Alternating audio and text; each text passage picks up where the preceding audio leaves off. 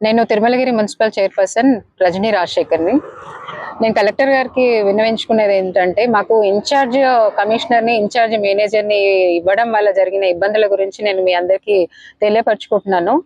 మా కౌన్సిల్లో నేను ఉద్యోగస్తుల రెన్యువల్ కోసమని, వాళ్ళ శాలరీ కోసం అని చెప్పేసి నేను కౌన్సిల్లో ఎజెండాలో పాయింట్ పెట్టుకున్నప్పుడు నన్ను పెట్టుకోవడానికి అర్హత లేదంటున్నాడు. మరి మా పాలకపక్షం అనేది ఎందుకుంది, మేము చేయాల్సిన పనులు ఏమున్నాయి అనేది నేను గౌరవ కలెక్టర్ గారిని అడిగి తెలుసుకుంటున్నాను. మాకు ఎలాంటి రెగ్యులర్ ఎంప్లాయీస్ అనేది లేదు. మాకు ఈ కమిషనర్ ని తీసేయండి, రెగ్యులర్ గా కమిషనర్ ని మేనేజర్ కావాలి.